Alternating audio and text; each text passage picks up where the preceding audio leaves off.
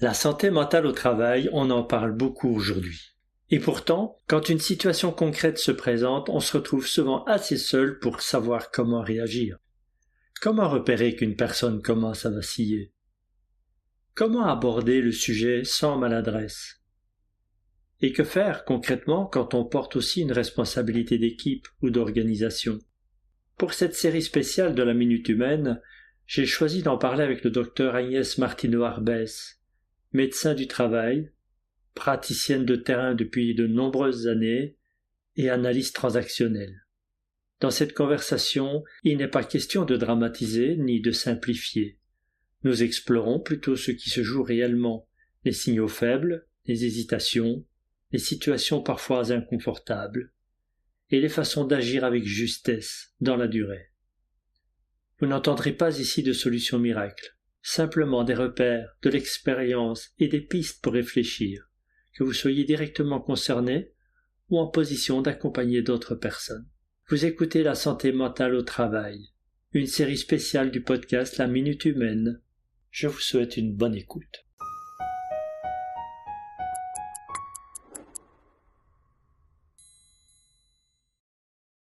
Bonjour Agnès. Bonjour Xavier. Nous voilà dans le 4e épisode du podcast sur la santé mentale au travail. Nous avons vu dans les premiers épisodes comment reconnaître une personne en difficulté, comment l'aborder, et ensuite nous avons vu comment l'accompagner, et aujourd'hui je propose de parler sur les raisons pour lesquelles cette personne est en difficulté dans cette organisation-là. Parlons risques psychosociaux si tu veux bien. Avec plaisir. C'est un sujet important. Les risques psychosociaux, c'est un mot très fourre-tout. Au début des années 2000, on a beaucoup parlé du stress au travail, puis du harcèlement moral. Et ensuite est apparue une notion qui a pris le devant de la scène, la notion de risques psychosociaux. C'est issu d'un rapport d'un collège d'experts dont le responsable était Golac.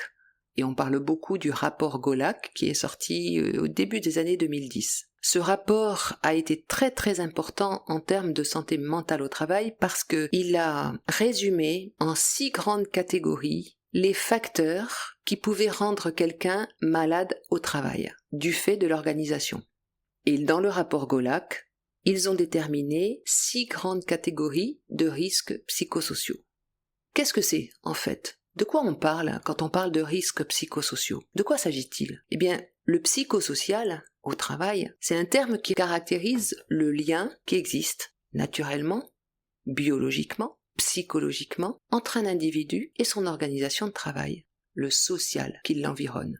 Donc on parle de risques psychosociaux quand on veut parler de tous les facteurs dans une organisation de travail qui agissent du fait de l'organisation sur le psychisme d'un individu. Le rapport Golac parlait de risques psychosociaux pour démontrer, la volonté c'était de démontrer comment ces risques psychosociaux rendaient tant de gens malades et de plus en plus de gens malades du travail. Il manquait, selon moi, un volet très important dans ce rapport, qui depuis a été revu, c'est le volet des facteurs psychosociaux protecteurs. Dans une organisation, on sait désormais très bien que les facteurs psychosociaux protecteurs n'arrivent jamais par hasard et doivent être explorés et analysés si on veut faire de la bonne prévention, de la même manière, au même niveau et avec le même degré d'importance qu'on doit analyser et explorer les facteurs pathogènes, les risques psychosociaux.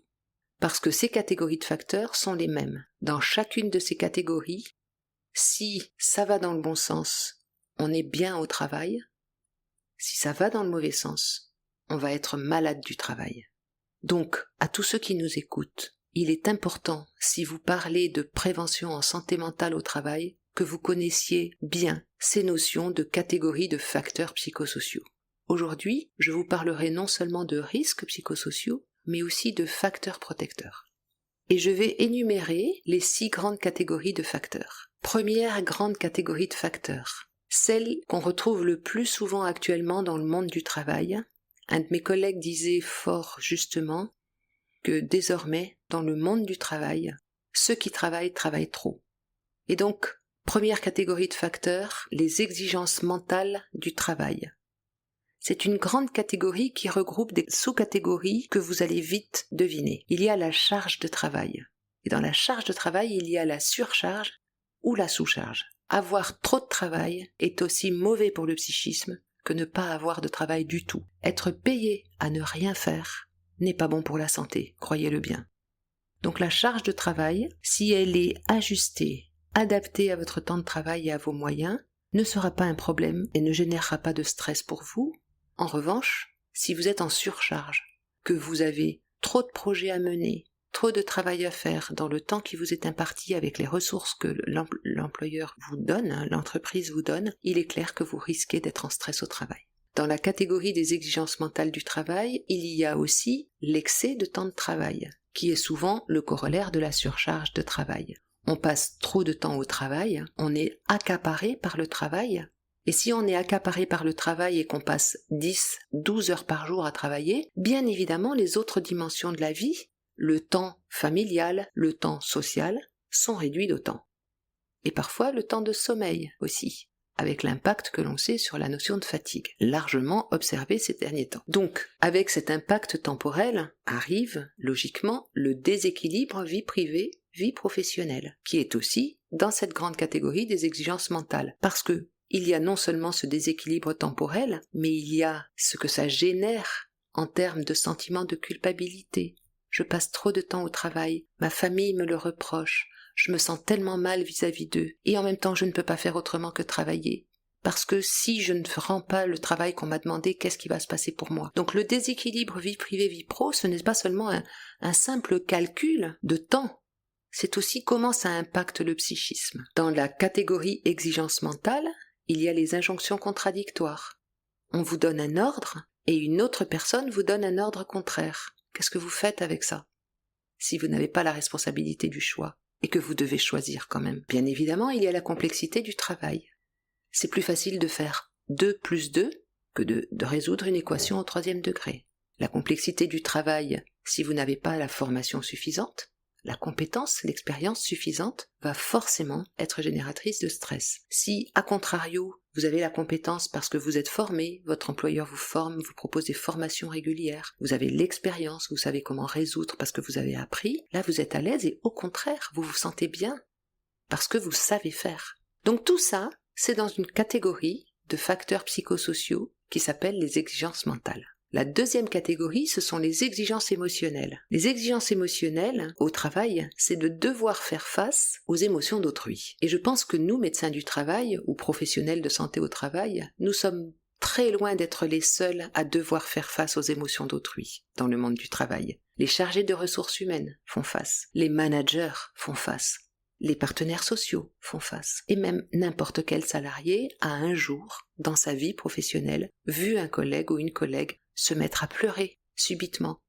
ou exprimer une forte réaction émotionnelle de colère ou de peur. Devoir faire face à l'émotion d'autrui est très coûteux psychologiquement, parce que ça veut dire accueillir cette émotion, accueillir la personne dans son émotion, l'aider à accepter cette émotion, et peut-être aussi l'aider à passer après cette émotion, passer le cap d'après. Donc c'est très coûteux. Et les métiers du soin, au sens large, sont en risque psychosocial très fort, en particulier à cause des exigences émotionnelles, à cause de ce risque psychosocial-là. L'exigence émotionnelle fait partie de notre métier. Et même si ça en fait partie, et même si on signe pour ça, ça ne veut pas dire qu'on en est protégé forcément. Mais il y a un deuxième niveau aux exigences émotionnelles. Il y a devoir faire face à ses propres émotions, parfois devoir les cacher, parce que le métier veut qu'on ne montre pas ses émotions.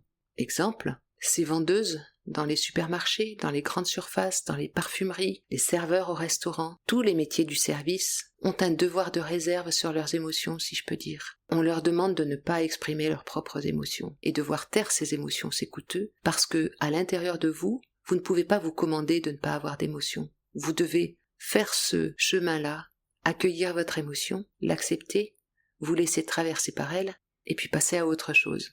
Et c'est là aussi très coûteux psychologiquement. Donc, dans le milieu de travail, quand les émotions sont acceptées, quand l'expression des émotions est autorisée, avec un cadre, bien sûr, quand c'est autorisé, quand c'est accepté, quand c'est respecté et entendu, la personne se sent bien, elle se sent en sécurité émotionnelle.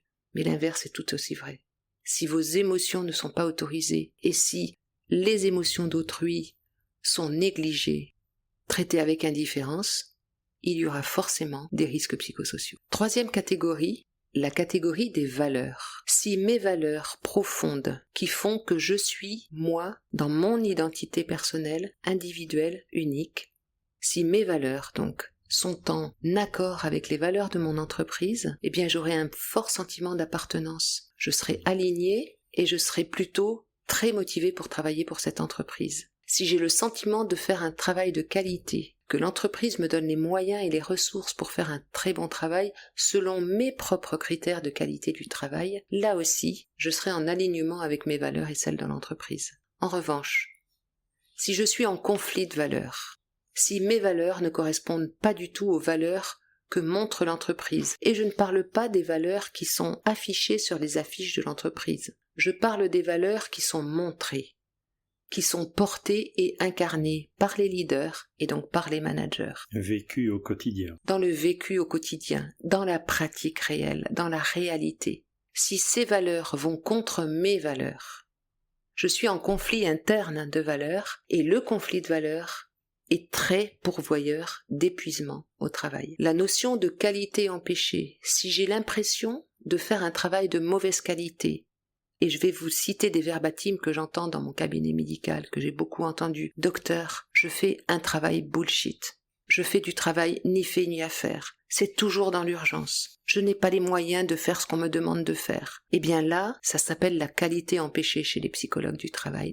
Cette notion de qualité empêchée. L'entreprise me demande un travail d'une qualité que je considère médiocre, alors que mes critères de qualité sont bien supérieurs. Stress au travail. Tu veux poser une question, Xavier ? Non, je veux agrémenter ce que tu dis d'une expérience où j'interviens régulièrement dans des EHPAD. Un de mes constats, c'est chez les gens, je dirais, les moins responsables dans la hiérarchie, les exécutants qui sont dans les tâches quotidiennes de laver les personnes âgées, d'être vraiment dans les tâches les plus rudes, les plus difficiles.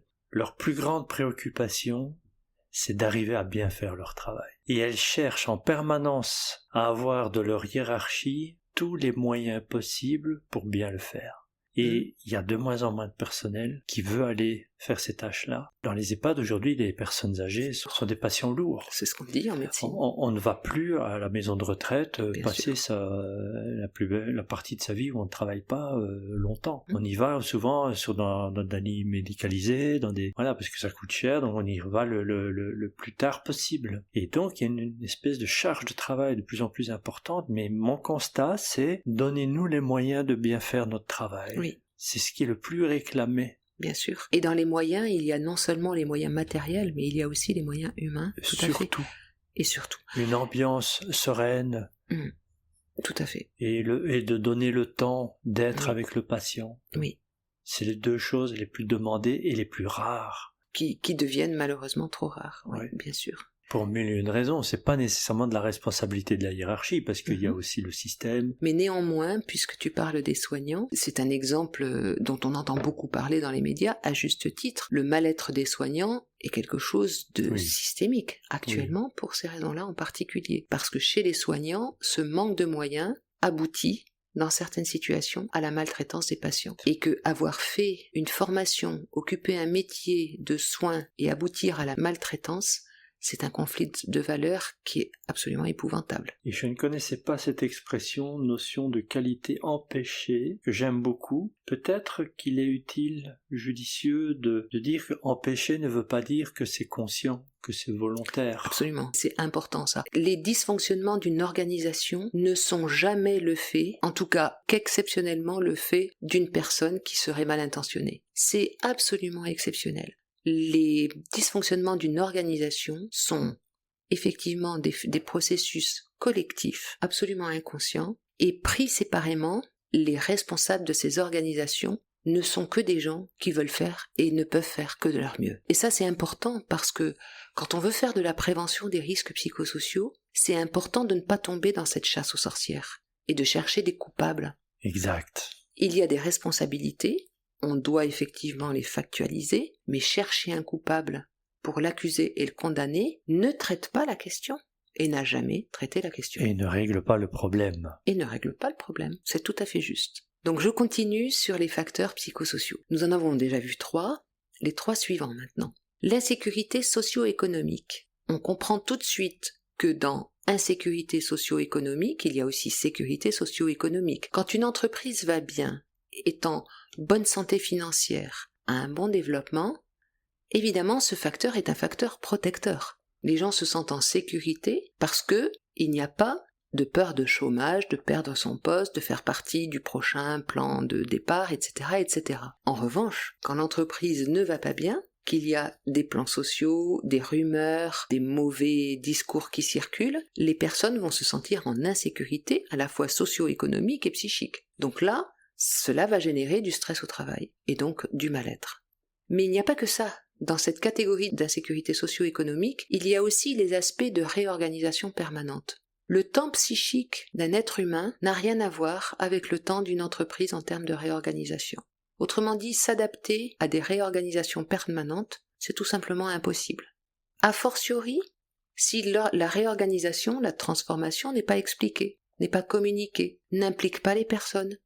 Si les personnes sont traitées de manière tout à fait passive dans une réorganisation et qu'en plus on ne leur explique pas ce qui se passe, il est clair que ça va générer des rumeurs, des conflits et du risque psychosocial. À l'opposé, si une réorganisation ou une transformation implique les intéressés, les salariés, les managers qui vont faire partie de la transformation, qui vont être impactés par la transformation, si cette transformation est expliquée et pas seulement communiquée dans un journal ou une newsletter, expliquée avec des réponses aux questions qui sont posées, à ce moment-là, oui, il y a une petite peur du changement, mais qui est vite stabilisée et résolue quand le changement a eu lieu, si les personnes ont été impliquées à chaque étape. Donc, d'un côté, on aura des gens responsables de ce qu'ils vont devenir, et de l'autre, on aura des passifs agressifs qui seront les premiers freins au changement, alors qu'il aurait suffi de leur parler.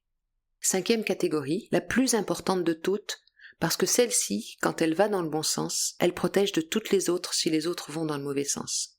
Et à l'opposé, si celle-ci est défaillante, tout le système de l'organisation va défaillir très vite aussi. Et il s'agit de la qualité des relations interindividuelles.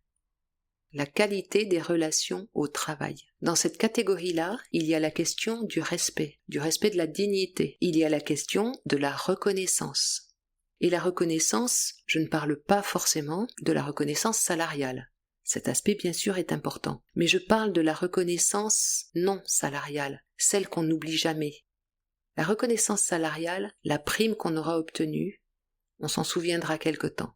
Et puis après, au bout d'un moment, on trouvera ça normal. En revanche, on se souviendra toute sa vie des compliments d'un manager sur un travail bien fait, de la célébration de quelque chose qu'on a réussi, de la vie qu'on a sauvée avec une famille qui vous dit merci, avec de l'émotion dans la voix, de la reconnaissance des pairs. Cette expression de la reconnaissance-là, elle protège de tout le reste. L'expression de la reconnaissance, c'est fondamental. Le respect, la dignité. Pourquoi faut-il que maintenant et depuis plusieurs années, je doive rappeler dans ces formations que le matin, quand on arrive, il faut dire bonjour? Pourquoi y a-t-il encore des gens qui passent au milieu de bureaux d'un open space, tous occupés par leurs collaborateurs, sans même lever les yeux ni dire bonjour? Pourquoi ça existe encore, ça? Le respect, la dignité, la réciprocité des attentions, la justice organisationnelle. Quand quelqu'un déraille, quand quelqu'un franchit la limite de la règle, on le recadre. Et on lui dit que ça ne va pas. On ne laisse pas faire. C'est ça la justice organisationnelle, et ça va aussi dans la qualité des relations interindividuelles. Donc celle-ci est très importante. Tout ce que vous laisserez passer comme conflits, rumeurs, choses non expliquées, des collègues qui se tirent dans les pattes que vous laisserez faire pendant des semaines ou des mois, vous retombera dessus. Si vous êtes manager, apprenez à vous occuper de ces aspects-là. Si vous n'avez pas appris à faire, sachez que ça s'apprend. Gérer les conflits, apprendre à exprimer la reconnaissance, apprendre à fédérer une équipe. Il y a des personnalités plutôt introverties qui ont des difficultés avec ça, d'autres chez qui c'est plus facile, mais sachez que pour tous, on peut progresser. Et c'est important de ne pas être un manager indifférent, ventre mou, tout aussi important que de ne pas être un manager autocratique, et pour les mêmes raisons. D'accord ? Je ne peux qu'abonder dans ton sens, j'interviens régulièrement pour améliorer des situations dont tu viens d'énoncer. C'est si important. C'est si protecteur d'être dans une équipe où il y a de la coopération, de la bienfaisance. Et de la vérité aussi. Et de la vérité, tout à fait, au moins de la transparence. La transparence, éviter le mensonge et les non-dits. On arrive à la dernière catégorie de facteurs, Et celle-ci, c'est la catégorie de l'autonomie et des marges de manœuvre. Il y a des métiers où il est important d'avoir une activité très cadrée et encadrée. Je pense par exemple à un monde que j'ai bien connu, le monde de l'industrie où on fabriquait des pièces aéronautiques.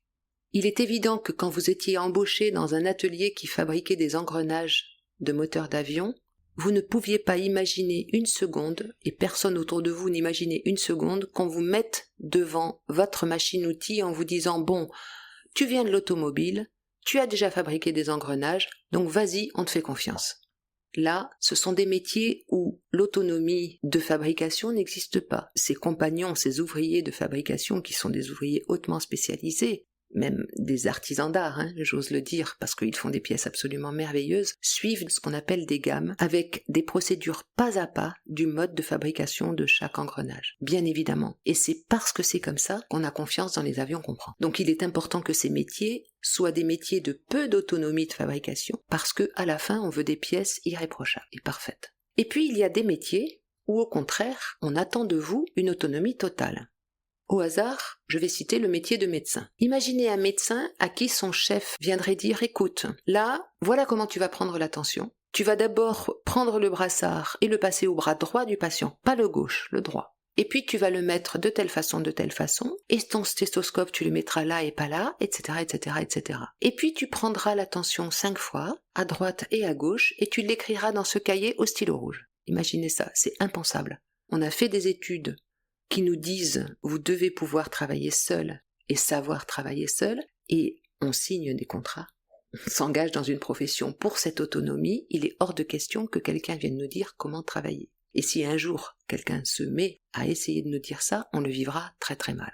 Bien sûr, il y a les livres de médecine, la technique médicale, et bien sûr on s'y plie, et on le fait parce qu'on sait que c'est comme ça qu'on peut faire des diagnostics. En revanche, avoir un manager autocratique qui nous dirait juste ses 4 volontés par abus de pouvoir, ce serait intolérable. Donc cette autonomie, elle est de fait dans le métier. Donc si je signe pour un contrat d'un métier autonome et que je ne suis plus du tout autonome, je serai en stress. Si je signe pour un métier où il ne faut surtout pas que je sois autonome, mais qu'on me laisse autonome, je serai en stress. En revanche, si le contrat est très clair et qu'on me laisse tranquille dans un sens et qu'on me donne une gamme tout à fait précise dans un autre, ce sera bien. Si là-dessus, j'ai suffisamment de marge de manœuvre, les moyens pour travailler, l'expérience avec la formation et la compétence qui va bien, je serai très très bien dans mon travail. J'aurai la latitude décisionnelle, les marges de manœuvre et l'autonomie au bon niveau. À l'opposé, si je n'ai pas les compétences, la qualification, l'expérience, et qu'on me met dans un poste où je dois assumer une responsabilité que je suis incapable d'assumer, ça va être terrible. Je vois.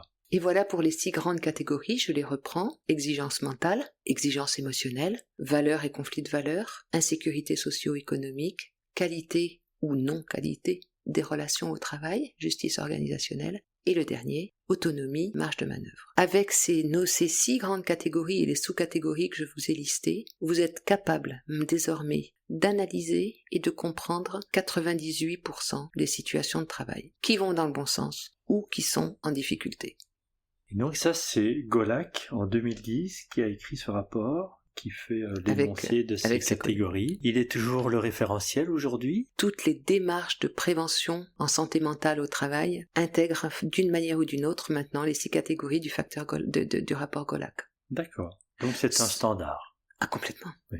C'est incontournable. Et à l'étranger également. On nous dit, j'ai entendu des critiques de ci, de là qui disaient « Oh, c'est très franco-français, c'était pas comme ça à l'extérieur ». J'ai eu une expérience internationale de plusieurs années. Je peux vous dire qu'on retrouve ces notions sous d'autres formes, sous d'autres présentations, mais on retrouve ces notions de catégories de facteurs psychosociaux d'est en ouest sur tous les continents. Comment peux-tu faire le lien maintenant au regard de ces 6 catégories et de la problématique organisationnelle, ce qu'on appelle les risques organisationnels? On en a touché quelques mots là sur l'idée qu'en fait il n'y a personne qui est à blâmer, il n'y a pas une personne qui est fautive, mais il y a peut-être des gens responsables et peut-être des fonctions ou des rôles qui auraient à regarder davantage d'une certaine manière plutôt que d'une autre. Est-ce que tu peux développer quelque chose sur ce point? Bien sûr, bien sûr. Il est clair que les fonctions managériales et notamment les dirigeants d'entreprise ont une responsabilité qui est clairement écrite d'ailleurs dans leur feuille de mission, c'est l'exemplarité. On ne peut pas prôner le respect des personnes et ne dire bonjour à personne quand on arrive au travail. Un manager, un dirigeant d'entreprise qui dirait tolérance zéro vis-à-vis des comportements inadaptés de harcèlement sexuel et qui accepterait que dans son comité de direction il y ait un harceleur sexuel connu de tous et jamais inquiété, ce serait un dysfonctionnement majeur et qui ferait beaucoup de dégâts. Parce que qu'est-ce que ça dit du leader et du leadership et qu'est-ce que ça dit d'une telle entreprise? Ce harceleur occupe une fonction importante. Les puissants sont intouchables. Premier message. Absolument dévastateur dans une organisation de travail. Deuxième message. Allez-y les gars, vous pouvez tout faire, vous serez jamais punis. Absolument dévastateur aussi dans une entreprise. Donc la responsabilité des dirigeants et des managers sur l'exemplarité, c'est par rapport aux valeurs, et là, très clairement, l'exemple que je viens de donner, c'est typiquement dans la catégorie valeurs. Donc, ce type d'événement, tu vois, qu'on observe, dans le monde actuel, on observe malheureusement ce type de situation. Si dans une entreprise, c'est recadré, si l'exemple est donné, et si effectivement l'action est en cohérence avec la communication qui est affichée, les gens se sentiront en sécurité dans cette entreprise. Et l'inverse est tout aussi vrai. Par rapport à l'accaparement par le travail, la surcharge, parce que c'est omniprésent. Tu me parlais tout à l'heure d'une jeune infirmière que tu connaissais qui est en train de craquer. Qu'est-ce qu'on sait actuellement des métiers des professionnels de santé à l'hôpital? Je vais vous dresser un tableau que tout le monde connaît parce que c'est tellement médiatisé, a fortiori depuis la Covid. Les professionnels de soins à l'hôpital sont des métiers qui rentrent dans plusieurs des catégories de risques psychosociaux. On va parler de l'exigence de travail. Dans la catégorie exigence de travail, il y a souvent la surcharge de travail faute de moyens. Pas assez de personnel, un travail monstrueux à faire parce que beaucoup de patients, et notamment dans les maisons de retraite. Donc surcharge de travail, déséquilibre vie privée, vie professionnelle avec des horaires qui sont ceux qui sont à l'hôpital. La permanence de soins, c'est 24/7. Donc surcharge de travail, déséquilibre vie privée, vie professionnelle, manque de moyens, conflit de valeurs. Je n'ai pas assez de moyens, donc je ne traite pas au bon niveau de qualité ces patients. Exigence émotionnelle. Les gens qui viennent à l'hôpital sont en état de vulnérabilité psychique. Donc c'est à l'émotion qu'on fait face au quotidien quand on est professionnel de santé. Donc exigence émotionnelle permanente. Le risque du métier typique. Mais ça ne fait rien, ça vient quand même percuter nos propres émotions. Et on doit accompagner ça. On est à 3 catégories de risques psychosociaux rien que pour ce métier-là. Imagine qu'en plus, dans l'hôpital où travaille cette jeune infirmière, circulent des bruits que le service va fermer. Elle va aller où? Elle peut se poser légitimement la question. Si en plus les relations de travail dans l'équipe sont mauvaises, et avec cette pression, elles sont souvent mauvaises, parce qu'il y a des arrêts de travail, parce qu'il y a des gens qui manquent, parce qu'il y a des gens qui se disputent, etc. Ça fait beaucoup de choses. Et finalement, on est dans une situation où ça coche quasiment toutes les cases. Et la personne est forcément en difficulté. Bien Agnès, c'est très intéressant le référentiel Golac, mais à quoi il sert en fait dans les organisations? Mais tu as raison de poser la question, c'est une excellente question. Pourquoi c'est si important de connaître ces catégories de facteurs? Comme j'ai dit, en les connaissant, on peut analyser et avoir une idée assez concrète d'une situation de travail. Qu'est-ce qui fait que la personne reste au travail? Parce qu'il y a des facteurs protecteurs, mais qu'est-ce qui fait qu'elle est en souffrance? Parce qu'il y a aussi des facteurs de risque. Maintenant qu'on a dit ça, on n'a pas tout dit, c'est que surtout, en connaissant les causes organisationnelles de son mal-être, on va pouvoir agir dessus de façon adaptée. Si une personne est en difficulté à cause de la surcharge de travail, eh bien on va se pencher sur sa charge de travail et l'organisation de son activité et on va voir comment, par des mesures de prévention adaptées, on va réduire sa charge pour lui permettre de se remettre en selle. Et peut-être cette action sera bénéfique pour même tout l'environnement de travail. Si en revanche c'est une question de valeur, de sentiment de qualité empêché, on va plutôt voir comment mettre en adéquation ce qu'attend l'entreprise de cette personne en termes de niveau de qualité, de sa perception à elle, du niveau de qualité qu'elle veut rendre. Et autrement dit, ça serait une question à discuter entre elle et son manager. Qu'est-ce que tu attends de moi en termes de qualité pour ajuster? Si c'est une question de manque de reconnaissance, eh bien peut-être qu'il faudra faire former la ligne managériale à l'expression de la reconnaissance parce que ce n'est pas inné ça. Donc tu vois qu'en fonction de la situation analysée sous la perspective des facteurs psychosociaux, on va pouvoir proposer des actions de prévention ciblées et adaptées. Et ce ne seront ni des baby-foot, ni des conciergeries, ni des paniers de fruits le vendredi à distribuer à la cantine. Autrement dit, ce ne seront pas des actions de qualité de vie au travail, mais bien des actions de travail sur l'organisation pour qu'elle soit plus vertueuse. Excellent. Merci beaucoup Agnès. Merci Xavier. À très bientôt pour le prochain épisode.